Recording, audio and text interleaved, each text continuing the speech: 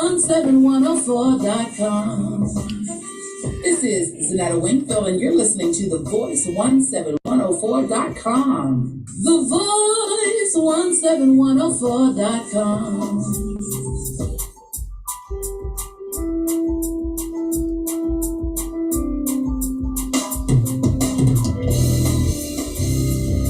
Good morning, good morning, good morning. This is the day the Lord has made. I'm excited and I'm rejoicing. I'm glad about it. Thank you so much for joining me on again on this morning. For you didn't have to do it, but you did it anyhow. And I am forever grateful for your patience and you coming to celebrate with us on this morning about what God can and will do. Glad you're here, Sister Giles. Good to see you, Sister Roberts, and many others for coming out. Look, there is a word from the Lord on the day. I'm just excited about what God is doing. And it's an amazing thing when you sit back and just take a moment to reflect on how good God is in the midst of everything.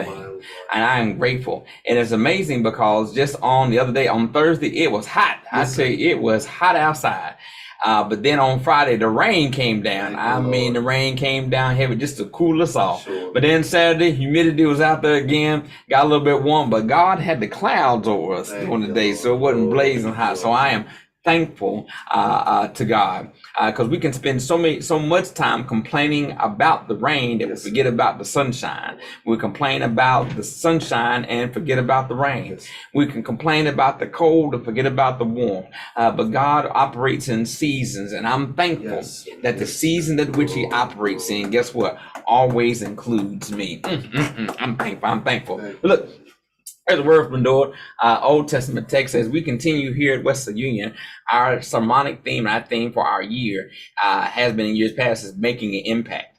Well, now our focus is to maximizing our impact. So we want to make our impact even greater in the city, in the community of Harrisburg, and doing great work and great ministry. And we're thankful that God is opening up doors for us. Yes.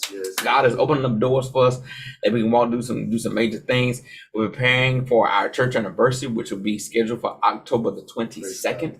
And we're looking forward to what God is going to be doing there. We're asking all of our members who can, and if you as guests who tune in, if you'd like to give $207 on that day, October 22nd, and we're going to be celebrating two of our deaconess who will be going into emeritus status. So we're looking forward to that. And the emeritus just means they're retiring from their duties as deaconess.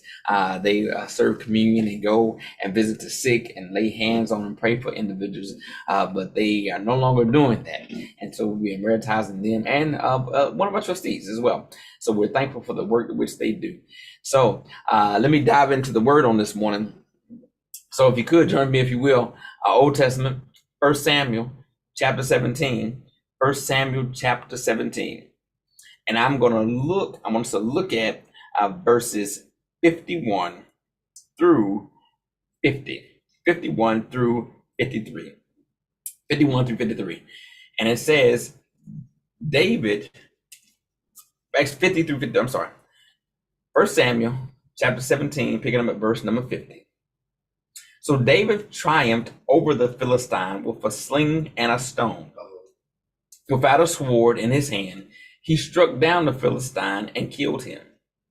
David ran and stood over him. He took hold of the Philistine's sword and drew it from his sheath. After he killed him, he cut off his head with the sword. When the Philistines saw that their hero was dead, they turned and ran. Then the men of Israel and Judah surged forward with a shout and pursued the Philistine to the entrance of Gab and to the gates of Ekron. Their dead were strewn along the Shemarim road in Gath and Ekron. When the Israelites returned from chasing the Philistines, they plundered their camp. David took the Philistine's head and brought it to Jerusalem, and he put the Philistine's weapon in his own tent. I want you to consider a topic for this morning. You got this. Yes, sir. You got this. You got this. Good morning, Sister Brown. Thank you so much for joining us on this morning. You got this. It's a reminder to somebody out there, indeed, that you got this. Those three words are words that can be uttered to any one of us at any point in time in our lives. We've heard somebody tell us that while we were sitting at the table pondering how we were going to do something, and someone said to us, you got this. Maybe you was preparing for an exam or a test while you was in school, or a task that you had to do, and all you heard were those three words: "You got this." Something that encouraged you, inspired you, so you can know, I can do this. Well, I'm reminded, Sister Brown, that my son Emerson was playing a video game. He was playing a video game on his Xbox, and he was playing Sonic Adventures. And Sonic Adventures, he had made it to the final stage, and in the final stage, he was playing against the big boss. Well, he came upstairs crying and said, "Daddy, I need your help." He says, "I can't defeat the boss. I cannot defeat him, Daddy. I need your help." I said, "No, Ellis, you got this." He says, "No, I can't do it. I need your help."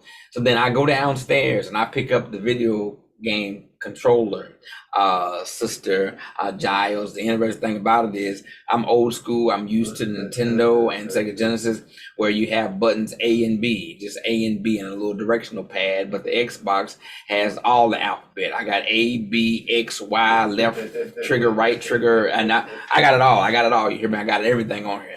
And I'm learning the controls, and my son is watching me. And as I'm playing the game, I'm being defeated by the big boss. And my son Ellis has the audacity, Sister Brown, the unmitigated gall, Sister Jackson. He tells me, "Daddy, I thought you were good at this."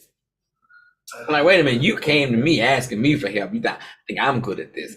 I continue to play the game. That brings me to this, and as I looked at Ellis, he says to me, oh, no, Daddy, you got this. This morning's topic, you got this. There are three things I want to point out that let you know that you got this. No matter how difficult the situation is, how tough task, I want you to know that you got this. This is the way that we maximize our impact, because we have to be ones to remind people along the road that they have got this, that they are overcomers. They are bigger than the battles, and even no matter how big the battle is, God is still yet bigger than whatever it is that which you're fighting. Look at the text. It's a familiar story. We all know the story about David. Know about David and Jesse. Jesse is the father. He has many sons, and David, as the text says, is the one out in the field. He is the scrawny one, the one that's make look good, but that's all. He look good and can watch the sheep. He's overlooked for a while, and no one wants to pick him because he's just scrawny. And of course, we know we've all been down the road that David has been before, that we've all been overlooked at least one time in our life, at least once. Some of us 2 or 3 times, but I'm not gonna go there. But at least one time we've been overlooked.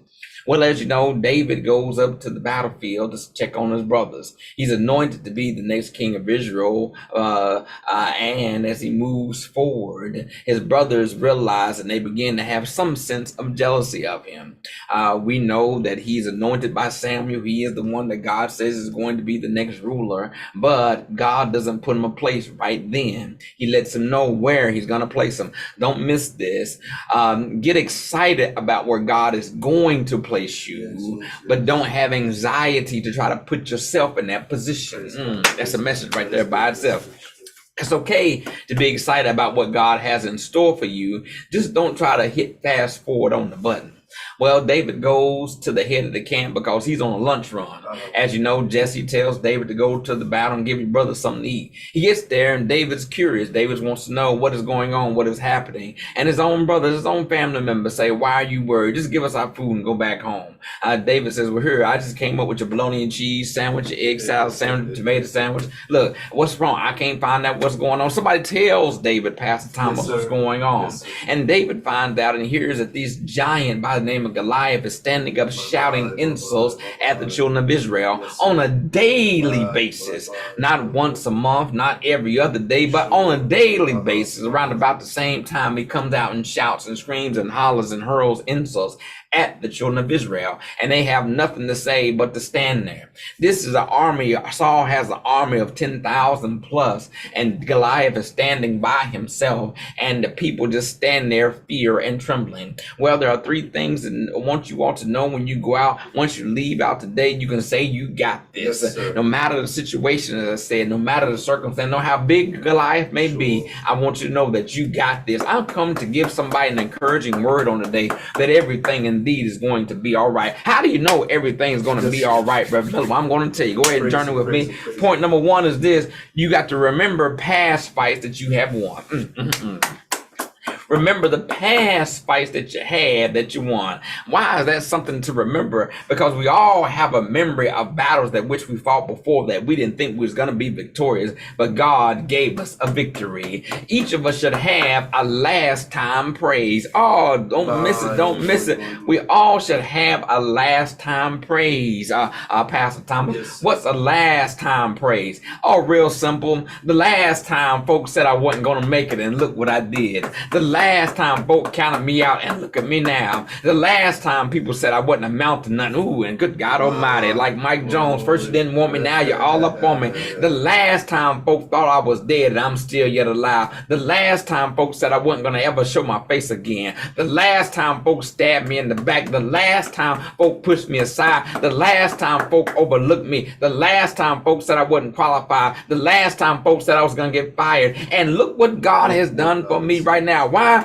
Because God gave me victory over the past times where folk counted me out. Anybody in here can testify about a job or position that you applied for that folks said you wouldn't get, and look, you got it. Anybody ever told you before that the battle you're fighting you won't win, and look, you won. God gave you some past victories that even you, let's be true, let's be honest, even I myself, look, I can't talk to you, I'm gonna talk to myself. I want to be honest with myself. I got myself in a situation where I didn't think I was gonna come out of it. I didn't see how my own way through, but God Yes, provided. sir. And that reminds us that if you make it through the last time, guess what? You can make it through this time.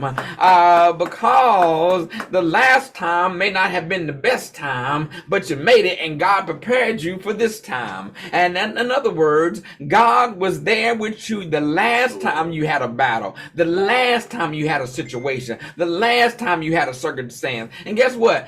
God was with you then and God is with you right now. Don't miss it. David lets us know in the text that he had past victories. He dealt with the lion and the bear. And look at, if you look at the text tells us that David had one of his sheep taken by the lion and the bear. He went and took the animals back from them. And when the animal attacked David, David smited them. In other words, David killed them. David took them out. David did that out in the field by himself. David is one, all he has is a slingshot with him. David is the one that has, I have a job to do. David could have went back to his father and said, hey, Dad, we lost one today. The lion got it. Hey, Dad, we lost one today. The bear got it. But David said, no. I fought those then, and I'm looking at Goliath to fight him now. Don't miss it. Don't miss it. David, it tells us that David fought a lion and a bear. David dealt with a lion that crawls on all fours. So David dealt with something walking on all fours, and now he also dealt with a bear. A bear walks on all fours, but a bear can stand up. And if you understand a bear stands about 3 to 5 feet tall on all fours. But if a bear stands up on his hind legs, a bear can be between 7 to 9 feet tall. So what the children of Israel saw, they saw fear when they saw a 9-foot tall Goliath. But David said, that ain't nothing but a big bear. God gave me victory over something that big before, and God will give me victory right now. What are you saying, Reverend Miller? That if you can reflect back on the past victories that God gave you, the battle you fighting right now ain't nothing. Why? Because you know God gave me victories in the past over things much bigger than this. This ain't nothing. God watched over me then, and I know God is watching over me right now. Don't miss it. Don't miss it. Remember the last time, but also. Number 2, you have to recite your belief in God of the present. Your belief in God of the present. Don't miss it. Now I know I just told you all to remember your past victories. Remember how God provided for you in the past. Remember how God gave you victory in the past. Remember how God helped you see your way through in the past. But not only do you look at the past time, but you also look at God in the present. What's the present? The present is you're telling somebody, look, God was with me then, and guess what? God is with me right now. Ooh, good God Almighty. Glory, Don't miss it. The other men, the other Israelite soldiers, they saw Goliath and saw defeat. Don't miss this. You cannot see defeat and yet claim victory. Yes, sir. Look at the text. Saul gets his army of 10,000 men. They lined up. They see Goliath and they see defeat. They are at the battle lines. Don't miss this. Sure. This is an army prepared for battle, but yet afraid to fight. They've already reconciled in their mind that we're going to lose. Now understand this. Anytime an army got together in biblical antiquity and went out to war, there was a parade, or so to speak, that people would cheer them on as they left the city. In other words, they praised them for a victory they had not acquired yet, but they had faith in the army going forward. They was going to come back victorious. So when they left, they gave a shout of praise for them. And when they came back, they would praise them. Here's the interesting thing, Pastor Thomas. Yes, the reason why the army stood there for 40 plus days, listened to Goliath come up and shout at them, not so much that they was afraid of Goliath, but they was also afraid to go back home. Because they'd go back home and there would be no great big parade because there was no victory. Yes, not only was there no victory, there was no evidence they haven't even went in battle. So the people would say, wait a minute, we were cheering for y'all when y'all left and y'all came back looking the same. Matter of fact, y'all look worse now and y'all ain't fought nobody. What is wrong with y'all? Yes. Don't miss it. So they went out with shouts of praise, but they get to the line and got all quiet. Look, the God that helped you in the past is the God that's helping you right now in the present. God did it before, and God shall do it again. And it seems as if the children of Israel have forgotten about that. Well, guess what? David ain't forgot about it. Sir. David said, look, God helped me before, and God will help me right now. As a matter of fact, who is this uncircumcised giant that dares to speak all these insults at the God in which we serve? Now, it's an amazing thing to me. The text says that David is excited. David is pumped. David is ready to fight. But the people at the line are not ready to battle. As a matter of fact, his own family tells him, go back home and tend the sheep. Look, I don't know about you, but we need somebody somewhere at some time to step out on faith and make a move. Somebody somewhere sometime to make a bold move, to move forward, to make some things happen. Because in this culture and society, it's too many people that do a whole lot of talking in the background. Yes. But yet when it's time to make a move, they all stay in the background. We need folk who are going to stand up in the forefront and make a move to profess who God is. That is how we're trying to maximize our impact here at Wesley Union. Not only do we want to profess our faith inside the four walls of the church, we have to be ready, willing, and able to profess our faith outside of the walls of the church. We have to be ready, willing, and able to tell the person on the street that God is real and Jesus still saves. We need to go out in the community and tell everybody that God indeed is still in the blessing business. It doesn't matter if you're living on Section 8. It doesn't matter if you're living in affordable housing. It doesn't matter your economic or socioeconomic background. God is still in the blessing business. It doesn't matter what side of the track you was born on. God is still yet there. I know calamity happens in the world. I know stray bullets hit little children. I know crack cocaine is running through communities. I know we have different viruses and diseases, but guess what? God is still an ever-present help in our times of trouble. Don't ever miss it. God hasn't gone nowhere. God has not gone silent. God has not disappeared. Yes. God is still yet there. Even in our present situation, God is here. And David lets the people know the God whom I serve, the God whom we serve, is going to help me fight this battle. But not only do you recite your belief in God, don't miss it. David recites his belief in God. Yes.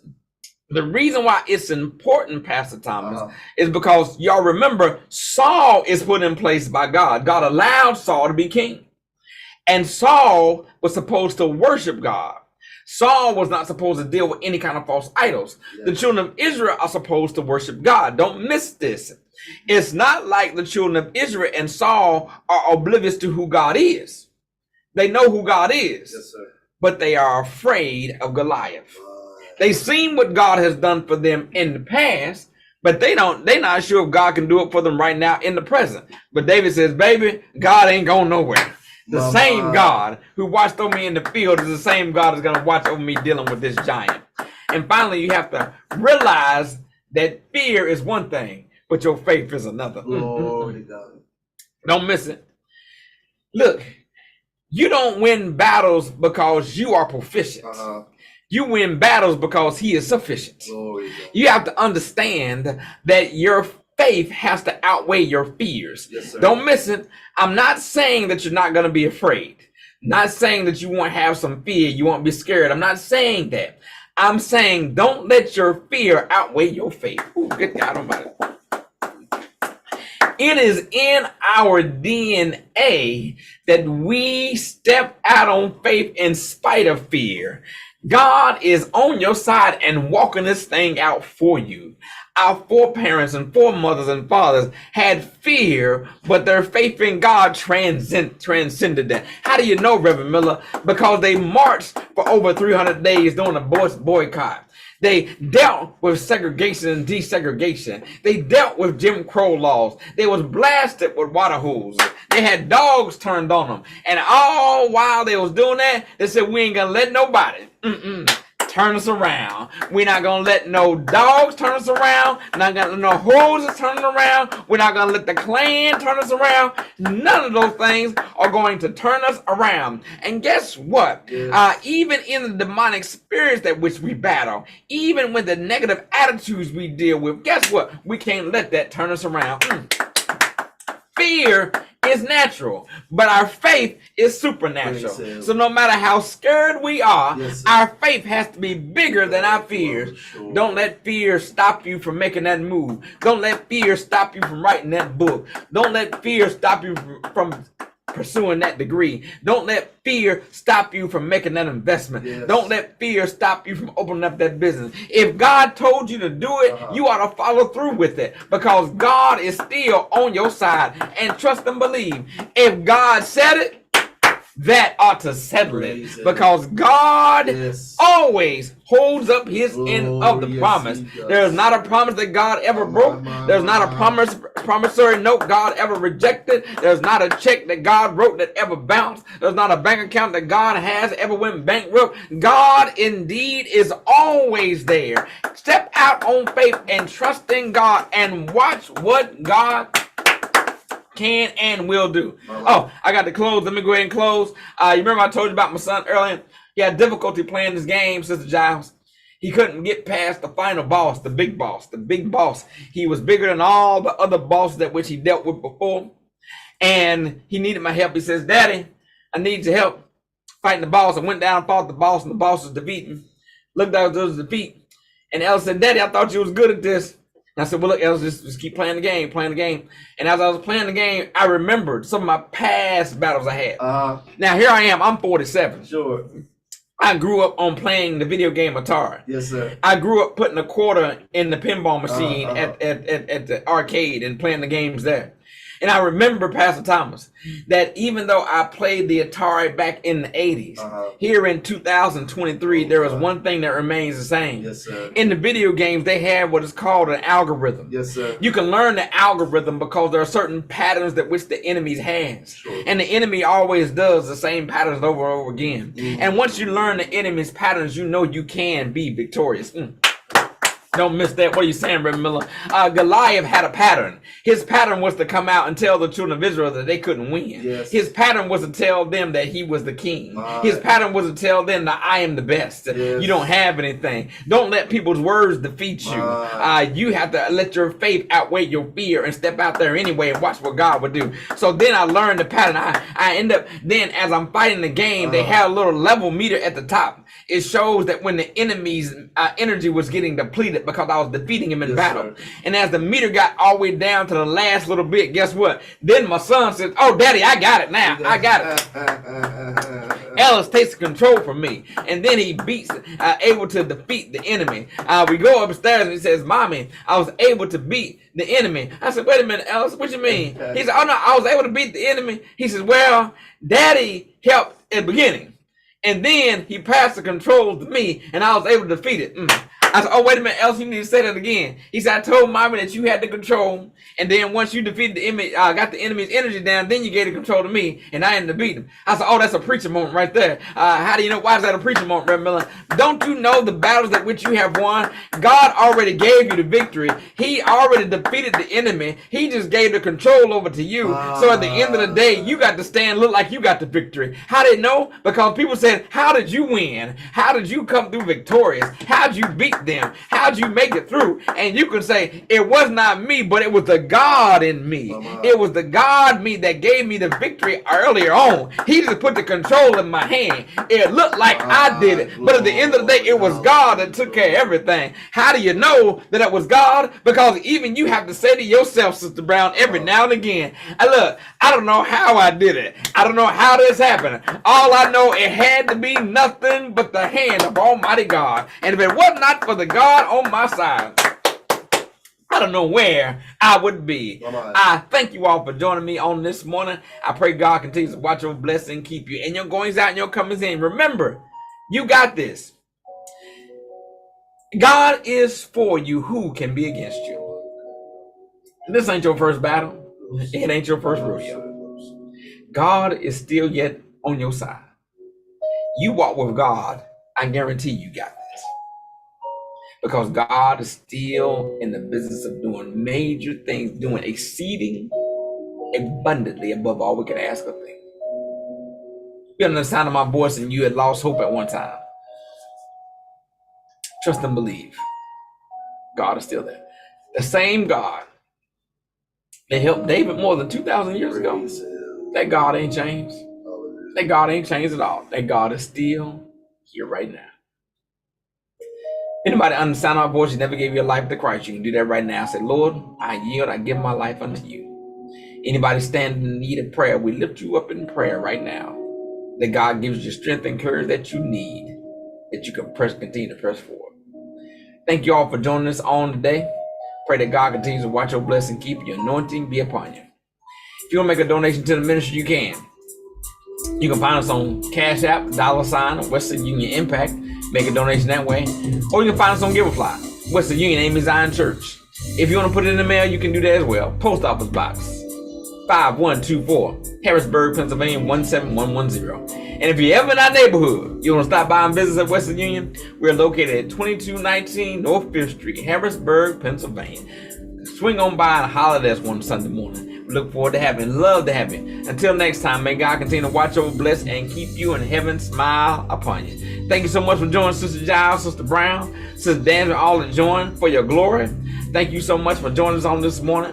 Thank you so much, Sister Pam Roberts, and everybody out there. May God continue to watch over, bless, and keep you, and His hand be upon it. And remember, during this week, Monday morning, tell yourself, you got this, because God's got you. God bless.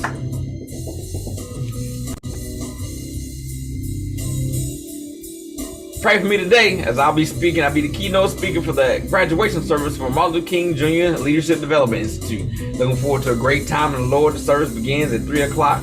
The commencement is at 3 o'clock and the doors open at 2:15. May God bless you. Pray for a brother as we move forward. We'll see you next time.